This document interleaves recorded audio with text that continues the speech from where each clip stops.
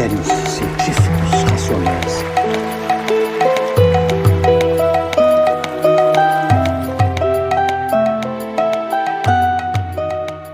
Você estuda tudo, quer dizer, eu estou falando do Rio Grande do Norte, posso falar de Nordeste, né? Sim. Aqui a gente estuda tudo, menos Kardec. Que a gente estuda André Luiz, estuda as obras de Emmanuel, estuda Joana de Ângeles, o que você imaginar a gente estuda, menos Kardec. Então, pensando nisso, foi que a gente, eu acho que era todo mundo que a gente disse que nós somos os renegados, entendeu? Por quê? Porque a gente já brigou tanto, brigou mesmo, não foi nos centros para estudar Kardec, que a gente acaba sendo botado para fora. Então, sendo gentilmente convidada a sair, não é isso, Wagner? Por quê? Porque se a gente não tiver na nossa base Kardec, como é que a gente vai se interpretar André Luiz e Emmanuel e esses outros da vida, né? Que eles têm coisas boas, ensinamentos tem, mas a gente precisa conhecer Kardec para ver o que é da doutrina e o que é do romantismo, dos romances. Se não for assim, a gente vai pegar o romance até como doutrina. Então, na minha opinião, essa a minha vontade de estudar. Para quando eu pegar o romance, e ali eu ver como romance. Com uns ensinamentos, mas nunca como doutrina.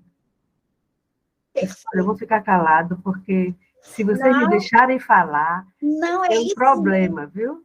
É isso, nós estamos pensando bem. Sabe por quê? Por que é bom a gente refletir sobre isso? Porque isso aí é uma experiência de vida. Esse tempo que você viveu, essa experiência, eu não vivi, os outros talvez não viveram também. Então, é importante, para a gente já começar a fazer a leitura dos médiuns, já com essa flexibilidade, tipo assim, eu entendo assim hoje, mas amanhã pode ser que eu mude, né? Da gente realmente colocar as coisas no seu devido lugar, porque tem gente mesmo que lê toda a série da André Luiz e pergunta assim, já leu Céu e Inferno, que é o Espiritismo? A pessoa nunca leu. Então, essas coisas devem ser ditas. Verdade. Então, não é gastar tempo, não. É a gente começar da melhor maneira possível. Te agradeço imensamente, tá, Inaíse? Eu queria só falar mais uma coisa, Rosa, dá licença só um pouquinho. Eu queria um testemunho aqui, é bom esse testemunho, parece igreja evangélica, né? Então, eu vou dar meu testemunho. Vou levantar aqui minha mão para dar meu testemunho. Amém, irmã. É interessante que esse meu processo todo partiu de uma obsessão. Já que a gente vai estudar livro dos médiuns, eu comecei a querer aprender Kardec, mesmo depois que eu fiquei obsidiada, trabalhando na Federação Espírita do Rio Grande do Norte, como médium, na mesa mediúnica, ou então na reunião mediúnica. E eu fiquei obsidiada. Entendeu? E fiquei obsidiada por quê? Porque eu não tinha um fundamento de Kardec. Porque eu não sabia o que era ainda ódio, assim, como na expressão da palavra, como dizia a minha mãe. E ele me encontrou no momento de ódio. Eu senti ódio e ele me encontrou. O irmão, que eu tinha algo a pagar. E o que era como foi que eu me senti obsidiada? Vítima. Eu era vítima, eu era coitadinha, vítima de um espírito muito mau que me pegou, entendeu? E me maltratou durante 12 longos anos. Nossa. Quer dizer, tem escola maior do que uma obsessão? O pessoal não tem. Então, não foi fácil também para eu dizer assim, eu preciso estudar Kardec. Eu tive que apanhar também, e apanhei, porque eu apanhei, porque sou muito teimosa ainda, né? Apesar de ir para Júpiter, eu queria muito que vocês soubessem disso. Minha próxima encarnação é em Júpiter, entendeu? Lá, junto com Maria, eu fui convidada por Maria, mãe de Jesus, né? Então, eu estou indo para Júpiter, daqui a uns 40 anos, mais ou menos, né?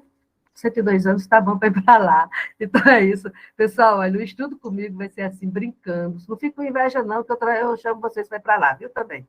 Lá se você não me levar, você sabe que você vai arrumar um problema, né? Wagner, pelo menos, morre de inveja. Wagner e Gilberto, que está aqui também, morre de inveja porque eles não vão para Júpiter. Mas eu já disse não vão, não? Mas eu chegar lá, eu bato assim, sabe, uma conversinha no ouvido de Maria, quem sabe eu consigo convencê-la, né? Cuidado para ele. Esquecer, viu? Ô, Irani, pronto, Irani, eu já prometi a você também, não foi? Eu tenho que anotar, senão eu vou esquecer. Minha vaga está garantida já.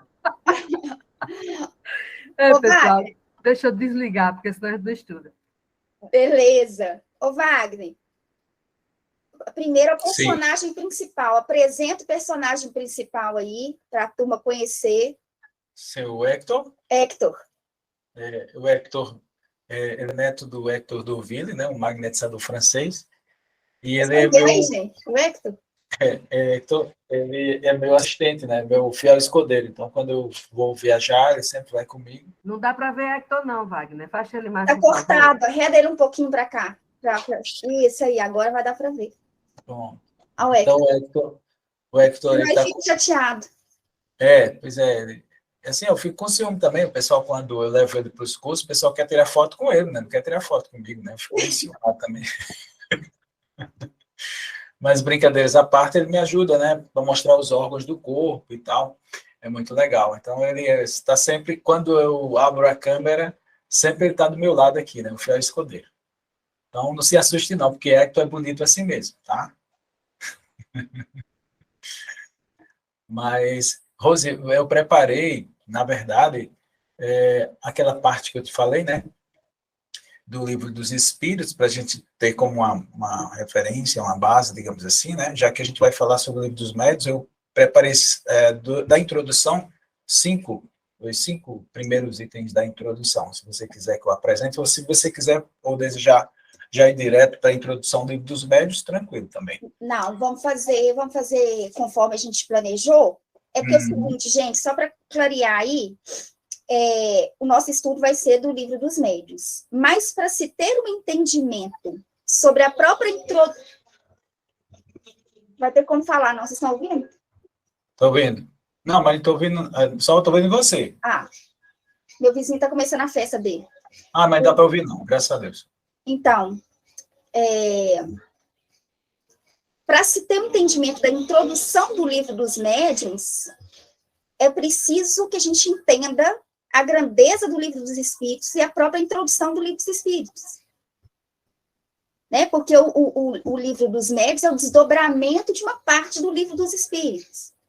Então, o que o Wagner vai fazer? Ele vai trabalhar alguns pontos conosco aqui, do livro dos Espíritos, comentando alguns pontos, para que quando a gente chegar lá na introdução do livro dos médiuns, a gente tenha uma percepção mais clara sobre a introdução, tá? Pode apresentar, Wagner, se você quiser aí seu slide. Eu fiz os 5 primeiros itens, tá? E de acordo com o andamento, a gente pode fazer o restante também, tá? Tá aparecendo aí? Tá aparecendo sim. Então, no livro dos Espíritos, assim que a gente abre a introdução é praticamente um livro, né? Um livro à parte, e Allan Kardec, na introdução, ele começa dizendo que, para coisas novas, precisamos de palavras novas. Por que ele diz isso? Porque era uma ciência nova, não uma ciência no sentido materialista, né? Uma ciência metafísica. Essa ciência metafísica, chamada espiritismo, precisava lidar com as palavras que já eram utilizadas. E a gente vai ver Allan Kardec, como um professor, pedagogo, ele começa a amarrar bem direitinho o que significa determinada coisa para o espiritismo. Então, eu fiz aqui um resumo. Então, primeiro ponto, nossa primeira aula, né? Hoje, dia 17 de fevereiro, né, de 2023, do projeto Espírita Religar. Agradecer a vocês pelo convite, né? De nos aceitar, eu e Inaís e Companhia Limitada. Ou Ilimitada, né? Pois bem. Então, no primeiro ponto lá, né? Na introdução, a parte 1, né? Ou primeira parte, digamos assim, da introdução, Kardec cita a questão do espírita e espiritualismo. Então, ele faz essa referência. E os seguintes pontos que eu destaquei para a gente conversar. Questão espiritual, espiritualista, ou espiritualismo, tá? Que aí a gente tem até algumas obras, eu estou até com uma aqui, História do Espiritualismo, que eu recomendo por demais que vocês estudem, tem até em PDF, né? Do autor daquele detetive, né, Sherlock Holmes, que é o Conan Doyle, né? Que é o autor. E ele era espiritualista. Por que não dizer espírita em determinado patamar, né? Porque, na verdade, os espíritas ingleses, seja na Inglaterra, seja nos Estados Unidos, também língua inglesa, né? Eles não acreditam na reencarnação. É engraçado isso, né? Inclusive, no livro traduzido, né, de Allan Kardec, esses pontos e as referências ou os comentários de Kardec, muitas vezes eles tiraram, tá, com relação à reencarnação. É interessante isso. Então, essa questão de espiritualismo já existia antes do espiritismo surgir, né?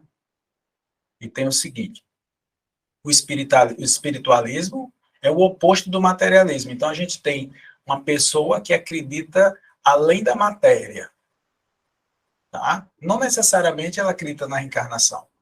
Não necessariamente ela acredita na comunicação dos espíritos, percebem? É espiritualista porque acredita numa coisa a mais da matéria. Simples assim. Não que eu, espiritualista, não possa também acreditar na reencarnação e também acreditar na comunicação ou na existência de espíritos, né? Desencarnados, no caso. Continuando, Kardec, nesse mesmo item, ele diz assim, para o espiritualista, espiritual e espiritualismo.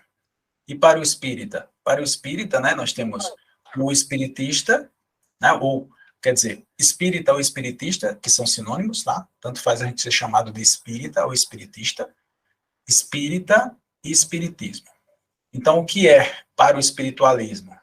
Espiritual e espiritualismo, né? Para nós, espírita é espírita e espiritismo, tá? Como referência, Kardec fala assim. Então, a filosofia, Allan Kardec chama a doutrina dos espíritos, né, de filosofia espiritualista. Por quê? Porque espiritualista, voltando a dizer, é todo aquele que acredita a alguma coisa além da matéria. E nós acreditamos até mais, né, do que alguma coisa, muito mais coisas, inclusive, né? No segundo item, e aí, não sei se vocês querem já comentar, fiquem à vontade, né? Eu acho que é importante a gente ressaltar que não tem professor aqui, né? Todos nós somos professores, somos alunos aí, ensaiando nessa grande jornada, né? Que é viver nessa terra linda. Todos nós somos aprendizes, né? E nada melhor do que ter o professor Allan Kardec para nos orientar. No segundo ponto, e aí fica à vontade, tá, pessoal? Se quiser levantar a mão, falar, fica à vontade, por favor. Pois não, Rose? O Wagner, pode voltar só um minutinho, por favor? Volto, sim. Fazendo favor. Queria Vai. chamar a atenção um ponto aqui, que às vezes eu percebo À vontade. que quando a gente fala assim, tem até uma questão do livro dos Espíritos que fala que a missão do Espiritismo é extirpar o materialismo. Sim. Quando a gente fala de materialismo, às vezes a pessoa tem uma tendência a pensar no materialismo no sentido marxista, Ah, sim. da sociedade de consumo e por aí vai. Só que está para muito além disso, que existe uma linha de pensamento, por exemplo, quem conhece o Leandro Carnal, ele tem essa mentalidade, não existe nada para além da morte. Então, não é só da sociedade de consumo, não é só apego à matéria, não é só isso, é muito mais do que isso, quando a pessoa diz assim, o enterro do velório do corpo do fulano. Isso é uma percepção espiritualista. Sim. Então, foi só isso para chamar a atenção, porque senão a gente fica no restrito, achando que é só apego à matéria, a coisas materiais. Não é. Tem toda uma mentalidade, uma linha de pensamento por trás disso, né, Wagner? Inclusive, o próprio Leon Denis, ele era marxista. Então, isso não impede da gente estudar. A grande liberdade da doutrina dos espíritos é isso, né? Somos livres para estudar o que a gente quiser, né? E é engraçado, porque quem disse para vender tudo e dar para os pobres não foi Marx, né? Foi Jesus. Então, é muito interessante quando a gente faz uma avaliação nesse aspecto, tá? Para entender que todo excesso é veneno, né? Seja no âmbito da esquerda, seja no âmbito da direita, né? E houve, de certo, um acerramento muito grande no nosso meio espírita, né? E a gente tem que estar muito alerta quanto a essas questões. Não para ficar no meio, não, porque, como diz o Apocalipse, né? Deus detesta quem é morno. Isso tem um significado muito forte, né? Mas você tem sua posição, inclusive a questão religiosa mesmo, né? A grande maravilha do Doutrina dos Espíritos para Kardec, meu povo, é que Kardec não considerava a doutrina dos espíritos como uma religião. Então, Allan Kardec dizia que o espiritismo, inclusive, veio não só para destruir essas questões do materialismo, aí não é questão do marxismo, tá? Na minha visão. Se você pensa assim, tudo bem, tá tudo certo também. Mas principalmente que possa fortalecer a fé de todos. Então, se você for católico, que possa fortalecer a sua fé católica sendo espírita. E agora, com um diferencial, você vai ter uma fé raciocinada.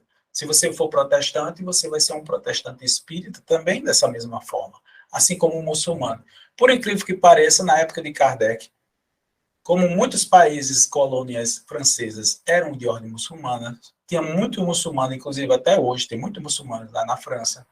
Então, existia, naquele meio espírita na França, existiam muitos muçulmanos. E Kardec fala isso na Viagem Espírita, em 1862, que existia muçulmanos espíritas. Então, você pode ter sua religião e ser espírita. Eu era muito jovem, né, não faz tanto tempo assim, mas um amigo nosso, né, o pai de um amigo nosso, na verdade, seu Flávio, chegou para mim e disse, engraçado, Wagner, o espiritismo é uma doutrina, ou seja, você pode ter uma religião e ser espírita. Naquela época eu não entendi, porque eu estava impregnado de um movimento religioso e eu achava que o espiritismo era uma religião, no sentido dogmático da palavra, e não é. Quando a gente estuda Kardec, a gente vê que não é. E o seu Flávio, que não era espírita, me deu uma lição naquele dia que eu só fui entender 20 ou 30 anos depois. Percebem? Mais de 20, com certeza mais de 20 anos depois. Né? Quando eu vim me libertar desse viés religioso. Né? Não, nada contra a religiosidade, todos nós temos e devemos ter a nossa religiosidade. Né? Mas a religião, no sentido de dogma, a gente deve se libertar dele, porque não é legal.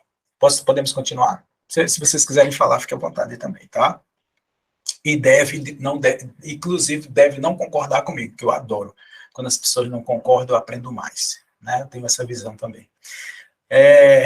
Aí, no segundo item, Kardec diz o seguinte, alma vital, alma intelectual. É muito interessante esse ponto, pessoal, porque a alma, para algumas escolas espiritualistas, tem um sentido diferenciado do espiritismo. É isso que a gente vai ver aqui. Tá? Tá bom o andamento, pessoal? Tá rápido, tá lento? Tô falando difícil?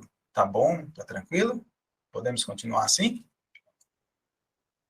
Quem cala consente, né? Beleza, obrigado.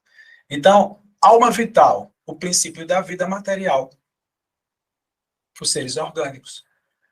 Alma intelectual, o princípio da vida e inteligência, da inteligência, animais e homens. E alma espírita, tem que dar um acento ali, né? Depois tem que corrigir. Alma espírita, o princípio da nossa individualidade após a morte. Somente os homens a têm. Ficou claro isso, pessoal? Então, nesse ponto, nesse item, Kardec deixa isso amarradinho, para a gente não ficar vacilando com relação a esses conceitos, tá bom?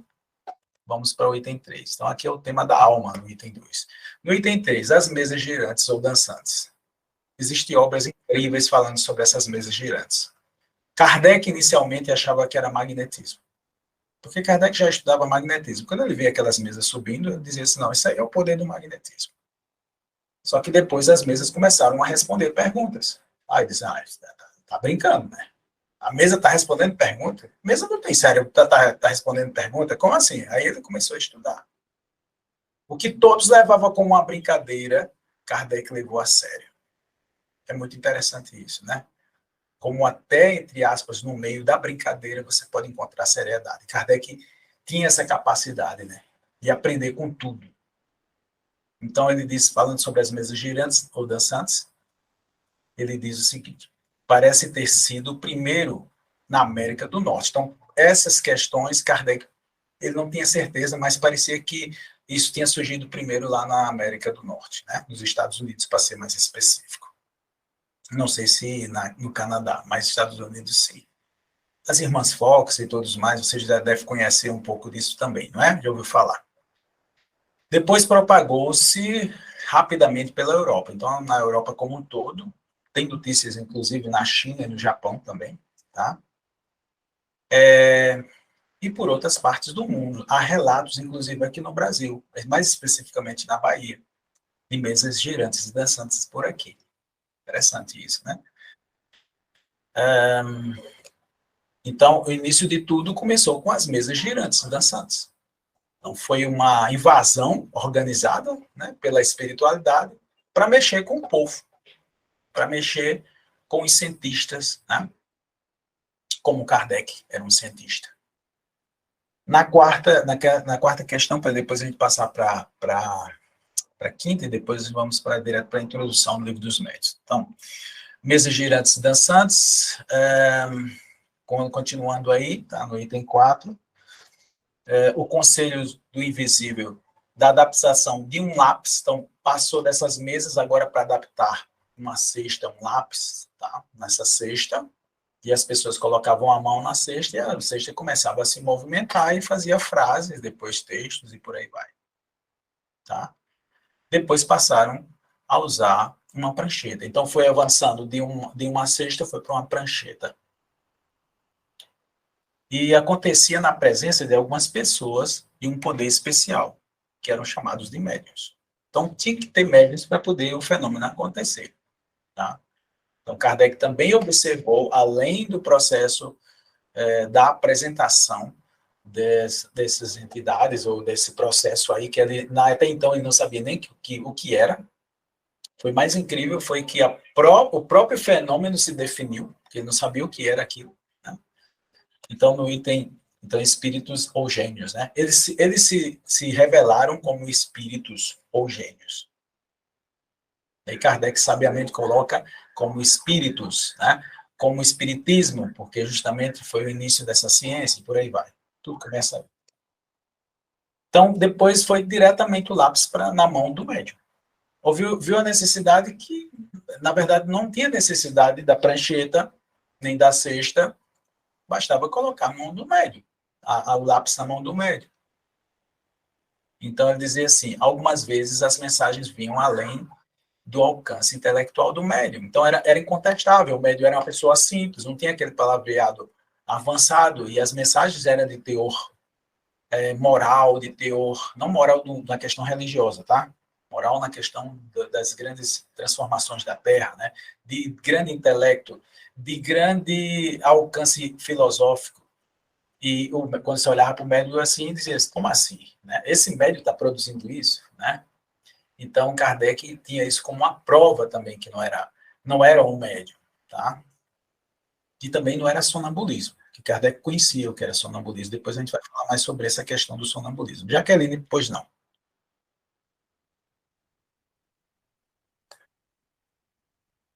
Jaqueline levantou a mão, pois não, liga o microfone, por favor. Ou será que foi um fenômeno mediúnico, né? Alguém tocou no... Jaqueline, cadê você? Eu acho que foi acidental, provavelmente, né? Ou então ela está procurando o microfone. E evocar o espírito da Jaqueline. Jaqueline? Você Hello. Eu fui sem querer. Ah, tá. Valeu, Carlos. Obrigado. Carlos Magno, em nome de um rei. Muito bem. Vamos aqui continuar. Rei não, imperador. Ah, imperador. Obrigado pela correção. O imperador Carlos Magnus. Meu irmão também é Magno, o nome dele. O rei então nasce, o imperador impera. Ah, tá certo. Aqui. As mensagens podem ser em outra língua, diferente da do médium. Também outra coisa que é muito interessante, a gente vê isso no Chico Xavier, né? Tem um relato lá, inclusive tem uma obra, não estou lembrado do nome do livro, não sei se Naís lembra, de uma obra que foi feita em hebraico, tá? E o espírito era de uma senhora judia, e ela escreveu em hebraico, e Chico Xavier escreveu em hebraico. Como Chico Xavier escreveu em hebraico? Então, ainda vai acontecer, sabe, gente? muitos estudos em cima da mediunidade de Chico. Muita coisa ainda vai ser descoberta. O pessoal foca só nos romances, mas ainda tem muita coisa para a gente estudar de Chico. Principalmente as comunicações, que a gente chama de comunicações consoladoras. Quantas pessoas ele salvou? Quantas famílias ele salvou? Quantas pessoas ele tirou da depressão por trazer uma mensagem consoladora como essa? Não é verdade? E as pessoas têm vergonha da mediunidade. Gente, a mediunidade deve ser honrada. Nós estamos estudando o livro dos médiuns. O livro dos médiuns para botar medo em ninguém, não. O movimento espírita, infelizmente, brasileiro, coloca medo. Não, é o seu karma, porque você tem um compromisso muito grande. Bota um negócio tão pesado que a pessoa tem medo na mediunidade. Mas é uma das faculdades mais belas que tem, é a faculdade mediúnica. Nem 8, nem 80, né? Ninguém vai endeusar os médios, tá? Que é outro problema da gente, as devoções a médios. Se médio fulano de tal falar, pronto, é lei absoluta. Médio é só um ser humano, igual a gente. Também tem isso, né? Nem 8, nem 80. Enfim, outras vezes as mensagens são levianas, frívolas e triviais. Sim, vai depender do espírito que se comunicar. E essas mensagens levianas, frívolas e triviais não quer dizer que o médium é despreparado, não. Que o médium é ruim, não. Porque Chico Xavier também trazia as mensagens assim. Levianas, frívolas e triviais. Porque ele é médium, só por isso. Foi a questão de Kardec. A mensagem veio. Kardec não interessa, ele não olha nem para o nome do médium.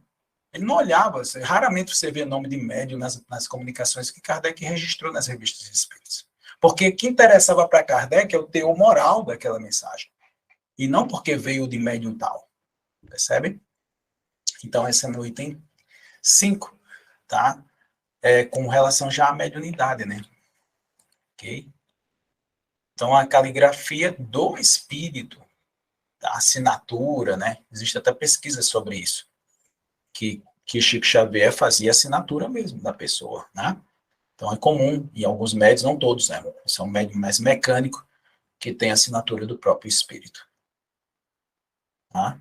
Então, esse é inicialmente até esses 5 itens, viu, Rose, que eu preparei, para depois a gente continuar na próxima aula o restante, já que a gente agora vai entrar na introdução do livro dos médiuns, certo? Wagner, você pode voltar de novo aí, fazendo favor? Volto. A Jaqueline levantou a mão de novo, não sei se foi acidental. Deixa a Jaqueline falar, então. Jaqueline? Eu acho que ou ela está procurando o microfone ou está acidental. Então, é esse aqui que você pediu para voltar, no 4? Ou é no 5? Esse mesmo. Tá. Eu queria chamar a atenção para uma coisa aqui. Para duas coisas, na verdade. Primeiro, sobre para onde o fenômeno aponta. A gente vai observar que Kardec, o gênio que era, ele procurou ver o que estava por trás do fenômeno. Ele não fica preso nas mesas girantes dançantes. Porque no movimento espírita tem isso. O pessoal quer ficar preso no fantasioso. Quando a gente vai estudar mediunidade e magnetismo, o que você vê? Isso é natural. Isso está na natureza, isso faz parte da vida. Não tem um maravilhoso, fantasioso, milagre. Então, essa questão do Kardec ser um gênio para observar, falou, não, existe algo aqui que precisa ser investigado. Que eu já ouvi uma vez um companheiro dizer o seguinte, mas porque Kardec acreditou de forma muito fácil na missão dele. Um grande gênio não fica preocupado com a missão, não. Eu fico imaginando um Freud esperar alguém revelar para ele que tinha uma missão para dividir a humanidade e dar voz a mulheres histéricas. Né? Não faz o menor sentido. A gente tem que ver Kardec como o gênio que Kardec foi, enquanto encarnado e é. E outra, um indivíduo que não se deixava levar pelas questões, ele estava sempre atento, que foi onde o Wagner colocou isso, que eu acho fantástico, isso aqui, vamos guardar isso. Por que o médium recebe aquelas mensagens? Porque ele é médium.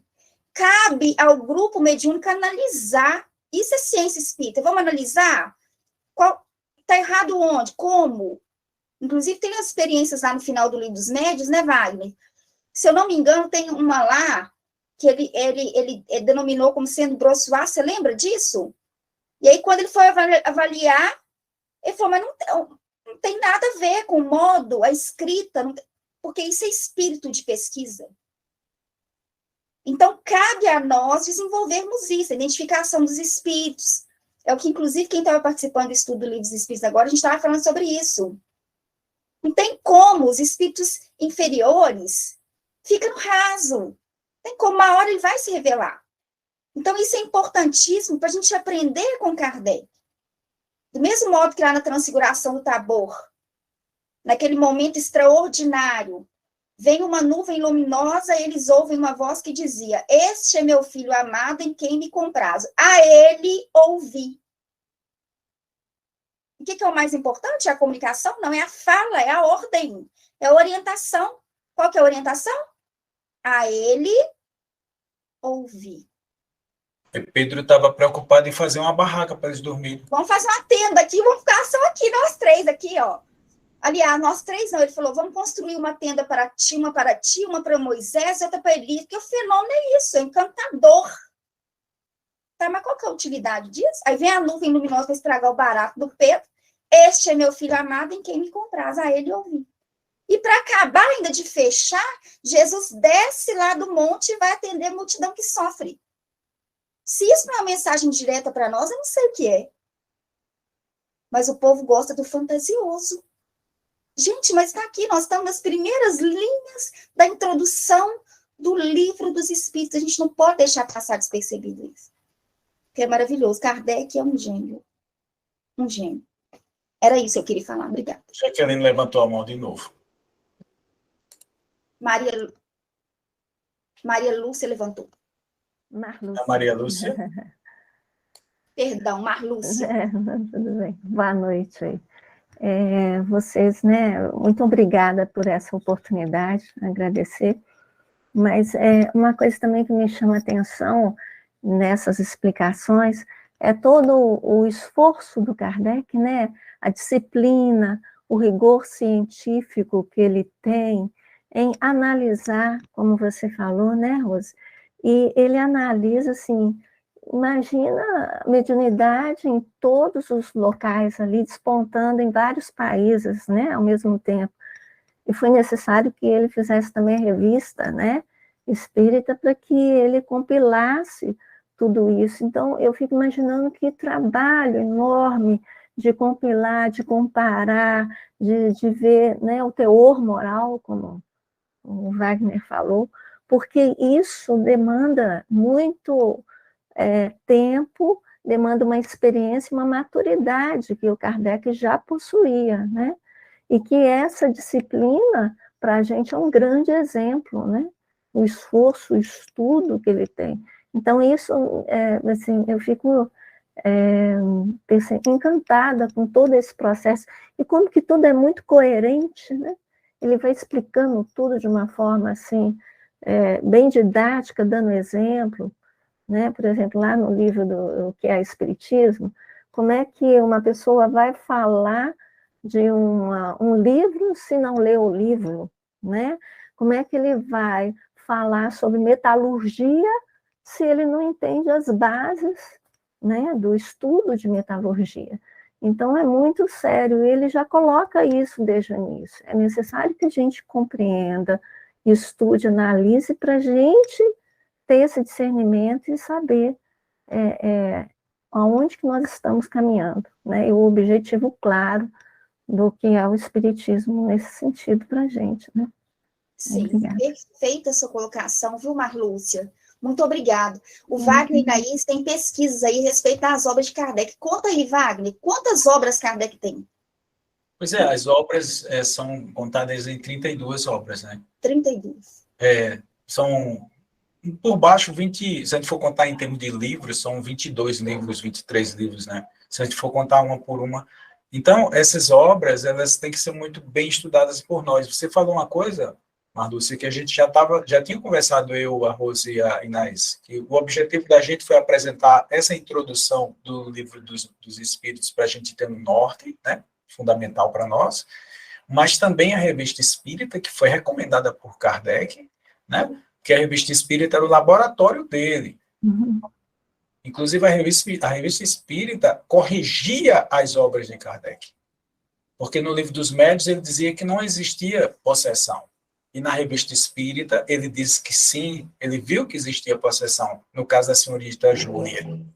E aí ele corrige isso quando ele lança a Gênese depois. E aí ele fala sobre a possessão, ele tem detalhes, diz que a possessão não é só de espírito ruim, pode ser de um espírito bom que queira se apresentar de forma mais ostensiva, de forma mais marcante, né? Então, aí, a própria pessoa ali, que a gente chama de incorporação, né? Um termo que a gente vê por aí, o pessoal falando, nessa possessão, a pessoa fica com semblante, né? Muda a fisionomia, muda a voz, né? Incrível como a transformação do médium na hora de um processo como esse. Então, sim, a gente vai e deve citar também, mas Lúcia, você falou muito bem, a questão da Revista Espírita, que é uma obra fundamental também, tá? Uhum.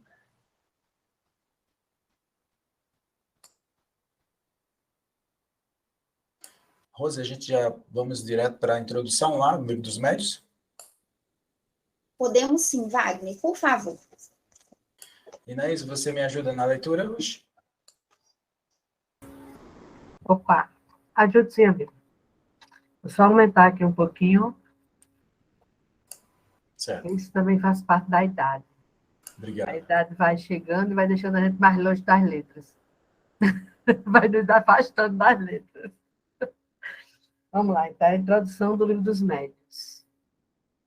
Todos os dias, a experiência nos traz a afirmação de que as dificuldades e os desenganos com que muitos topam na prática do espiritismo se originam da ignorância dos princípios dessa ciência. E feliz nos sentimos de haver podido provocar, e feliz nos sentimos de haver podido comprovar que o nosso trabalho, feito com o objetivo de precaver os adeptos contra os escolhos de um noviciado, produziu frutos e que a leitura desta obra deve muito o terem logrado evitá-los. Naturalmente entre os que se ocupam com o espiritismo, o desejo de poderem pôr-se em comunicação com os espíritos. Esta obra se destina a lhes achanar o caminho, levando-os a tirar proveito dos nossos longos e laboriosos estudos. Portanto, muito falsa ideia formaria aquele que pensasse bastar para se considerar perito nessa matéria, saber colocar os dedos sobre uma mesa a fim de fazê-la mover-se ou segurar um lápis a fim de escrever. Enganar-se-ia igualmente quem supusesse encontrar nessa obra uma receita universal e infalível para formar médiuns. Pessoal, se vocês estiverem lendo comigo, se eu errar alguma palavra, por favor, pode me corrigir. Não tenho problema nenhum nisso, viu? Só não pode passar alguma coisa, alguma palavra trocada aqui, ok? É tanto que no estudo da gente, a gente tem uma Santa Ritinha, ela é meu anjo corretor. Eu estou lendo e ela está me corrigindo sempre que eu erro alguma letra. Eu, de vez em quando, eu invento algumas palavras, viu? Por isso que eu tenho esse dom de inventar também. Se bem cada um traga em si o germe das qualidades necessárias para se tornar médium, tais qualidades existem em graus muito diferentes e o seu desenvolvimento depende de causas que a ninguém é dado conseguir se verifiquem à vontade. As regras da poesia, da pintura e da música não fazem que se tornem poetas, pintores ou músicos, os que não têm o gênio de alguma dessas artes. Apenas guiam os que as cultivam, no emprego de suas faculdades naturais. O mesmo sucede com o nosso trabalho. Seu objetivo consiste em indicar os meios de desenvolvimento da faculdade mediúnica, tanto quanto permitam as disposições de cada um, e, sobretudo, dirigir-lhe o emprego de modo útil quando ela exista. Esse, porém, não constitui o fim único a que nos propusemos. Alguém quer falar alguma coisa?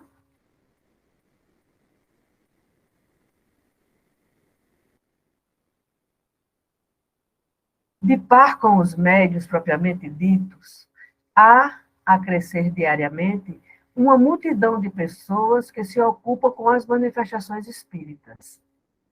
Guiá-las nas suas observações, assinalar-lhes os obstáculos que podem e hão de necessariamente encontrar, lidando com uma nova ordem de coisa, iniciá-las na maneira de confabularem com os espíritos, indicar-lhe os meios de conseguirem boas comunicações, tal o círculo que temos de abranger, sob a pena de fazermos trabalho incompleto.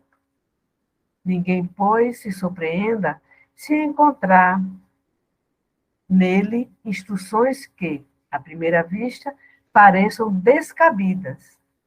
A experiência lhe realçará a utilidade. Quem quer que a estude cuidadosamente, melhor compreenderá depois os fatos de que venham a ser testemunha. Menos estranha lhe parecerá a linguagem de alguns espíritos. Como um repositório de instruções práticas, portanto, a nossa obra não se destina exclusivamente aos médiuns, mas a todos os que estejam em condições de ver e observar os fenômenos espíritas. Isso aqui, Kardec deixa bem claro, aquela coisa que a gente vê no nosso meio espírita, isso só vai fazer mediúnico, só vai ajudar o livro dos médios, os médios. Como é que você pode apontar alguém que nunca teve nenhum cacuete de médium? Como é que você pode dizer que ele não é médium? A gente já sabe que com o magnetismo, a gente pode despertar a mediunidade que exista em alguma pessoa.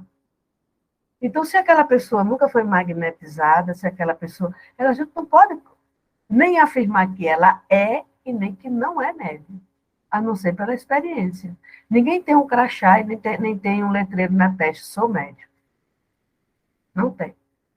Se a gente não experienciar, a gente não tem como saber. E Kardec diz ali bem claro, o livro dos médiuns não é só para médium. É para todos os espíritos, na minha opinião, né? Todos os espíritas. Porque nós que convivemos e achamos normal conviver com espíritos, como que a gente vai resolver algum problema, ou até conversar com o espírito, dentro da nossa própria casa, no caso de uma incorporação ou uma manifestação espontânea? Como é que a gente vai fazer sendo espírita sem saber fazer? Sem ler o livro dos médiuns? Não tem como. Não tem como. A gente pode perder uma coisa fantástica, que é o quê? Uma comunicação com o familiar. Por não saber. Né? Tá bom, Cláudia? Boa noite, querida. Obrigada, viu? E a gente tem um detalhe importante, que eu falei da Revista Espírita, falei dessas obras e tal, mas tem uma obra que foi lançada antes do Livro dos Médiuns, que foi as Instruções Práticas sobre as Manifestações Espíritas, que Allan Kardec lançou um ano depois, poucos meses, na verdade, depois que lançou o Livro dos Espíritos em abril. Então, em julho, para ser mais exato, em julho de 1858, ele lança as Instruções Práticas, porque o pessoal queria... É certo, não? Quando ele lançou o Livro dos Médiuns, ele falou que essa obra não tinha mais necessidade dela. Para aquela época, por quê? Eu digo isso porque eu estudo magnetismo, então a gente vê que naquela época, como a maioria dos magnetizadores dos espíritos, desculpe, a maioria dos espíritos era, no mínimo, magnetistas, ou seja, estudavam o magnetismo, então não tinha necessidade para eles, para os franceses. Mas essa obra se tornou muito pertinente para os brasileiros, porque eles não conhecem magnetismo, raramente, né? Só aqueles que estudam Jacó, que dão atenção em particular ao magnetismo, que é a ciência gêmeas do espiritismo, como Kardec mesmo disse, né? Como na questão 555 livro dos espíritos, que Allan Kardec diz que a bem dizer é uma única ciência, unindo as duas, né? E eu, como espírita hoje, e magnetizador espírita hoje, eu não consigo mais separar uma coisa da outra, né? Está muito interlaçado. E no livro dos médiuns é importante a gente ressaltar, guia dos médiuns e dos evocadores. Então, mesmo que eu não seja médium ostensivo, em algum momento eu vou para uma mesa para conversar com os espíritos. Então, aqui, todos os cuidados que devemos ter, nós como evocadores, né? Que é uma coisa que no movimento espírita ninguém fala mais, né? A evocação. E Kardec falava sobre a evocação. Muito dessa questão religiosa no movimento espírita acabou que não fala em evocação, né? Tudo bem, trocaram o nome lá, né, para dialogador, doutrinador, que não é um nome muito interessante, ao meu ver, né? E aí Kardec também, logo no início do livro dos médiuns, diz que o conteúdo desse livro é o ensinamento especial dos espíritos sobre a teoria de todos os gêneros de manifestações, os meios de comunicação com o mundo invisível, o desenvolvimento da mediunidade, as dificuldades e os escolhos que se podem encontrar na prática do espiritismo. Então, esse livro é fundamental para todos nós, né? Independente de ser médio ou não, como você muito bem colocou, Inés. Ok, alguém vai... pessoal, se alguém quiser falar, pode ser qualquer coisa. Eu digo muito que não tem comentário ou pergunta é besta, não, entendeu? Essa besta a gente fala muito aqui no Nordeste. Não falar, entendeu? Às vezes até a gente vai falar uma coisa que a gente já sabe, diz, oxe, eu vou perguntar isso por quê? Se eu já sei disso. Mas muitas vezes tem algum irmãozinho aí, desencarnado, que não entendeu e está pedindo para você fazer a pergunta ou fazer o comentário, até para ele melhor entender. Porque nós estamos estudando aqui encarnados, mas tem inúmeros desencarnados junto conosco, aprendendo. Então, eu digo isso porque uma vez eu estava nos anos 90, eu estava no seminário de Jacó, e eu fiz uma pergunta que eu sabia da resposta. Eu já tinha estudado, a gente já tinha discutido sobre isso que eu perguntei. E Jacó, ele não percebeu, e ele, na hora, disse a mim, no meio de todo mundo, eu fiquei danada da vida, quase que eu vou assim, minha gente, com muita caridade, assim, no pescoço dele, sabe, dar uma sacolejada nele assim, mas com caridade, eu só faço essas coisas com caridade. Sabe, porque ele disse na frente de todo mundo, você não sabe disso porque você está perguntando. Imagine numa sala de aula, no seminário, você escutar isso, né? Dá vontade mesmo, não sei de vocês, mas eu ainda tenho essas vontades, apesar de ir para Júpiter, de torcer o pescoço das pessoas, sabe? Com caridade hoje. Antigamente eu fazia caridade, hoje eu faço com caridade. Então, numa reunião mediúnica, lá no Leão, eu não estava na reunião mediúnica, e o orientador dos trabalhos disse a ele que muitas vezes essas perguntas eram de desencarnados. Porque foi tanto quando ele disse a mim, eu digo, realmente eu não sei porque eu estou perguntando não, porque eu sei disso. Entendeu? Então, é uma coisa tão fantástica, porque eles estão aqui conosco também. Então, por isso que eu digo, não existe pergunta besta, não existe. A pergunta besta é aquela que não é feita. Por quê? Porque muitas vezes ele entra aqui e ele sai e ele fica sem saber, né? Porque a gente não deu essa oportunidade. E a pessoa pode ter só intuição, né? Então, vamos lá, pessoal. Só um segundinho, o tempo passou rápido demais, já são 21h35, 35, 34. Como é que a gente faz? A gente faz a prece e vai para a calçada? Se você quiser, tudo bem. A gente marca que não ficou, né, Wagner? E se alguém tiver dúvida, que nós lemos até aqui, a gente pode conversar depois da prece. E aí a gente fica um pouquinho mais. Lá eles falam que ir para a calçada. A gente fecha a casa espírita, né? Deixa o centro espírita, a gente fica na calçada. Fica na calçada. A gente tem esse hábito de calçada, viu? Aqui no Nordeste, como faz muito calor, então o que a gente faz? A gente vai para a calçada para tomar um ventinho, né, na calçada. Então, por isso que tem essa calçada. E eu via o seguinte, sabe, pessoal? Que quando a gente está dentro da casa espírita, muitas vezes, quando ela é muito rígida, a gente não faz perguntas. E eu comecei a observar que, quando terminava a aula, na conversinha do tchau, ou quando esperava uma carona, ou então indo para o ponto de ônibus, quando eu morava lá em Natal, a gente viu que as maiores perguntas, os maiores comentários se faziam exatamente nesse ponto. Foi por isso que eu fundei a Calçada Espírita. Aí tem até no online, tem também a Calçada Espírita. Então, pessoal, quem quiser fazer a prece, viu? Para a gente ir para a calçada agora. E aí, gente? A Zinha vai fazer para a gente. Gente, nós vamos serenar nossos corações. Eu, particularmente, estou em estado de graça. Domingo é aniversário, meu aniversário, e com todas essas vibrações de amor, agradecendo pelo nosso estudo de hoje, agradecendo por tanto ensinamento, porque em cada palavra que foi dita aqui, na maioria das vezes era como se eu estivesse introjetando pela primeira vez. Então, agradecemos a espiritualidade, agradecemos a oportunidade que o Religare nos traz, que o Wagner e Inaíse nos traz, todos no geral. Gratidão a Deus que nos mostra todos os caminhos para chegar a Ele. Gratidão a Kardec, que teve essa perspicácia de nos mostrar com mais clareza onde todos nós somos participantes de um projeto divino e que nós estamos aqui não para passear, mas para esse aprendizado, para evoluirmos. Agradecendo a todos que, de uma forma ou de outra, nos induz a esses estudos. A Chico, a Kardec, André Luiz, Emmanuel, Barçanufo, todos aqueles que nos levam ao aprendizado. É com gratidão que nós agradecemos também a Maria. Ave Maria, cheia de graça, o Senhor é convosco.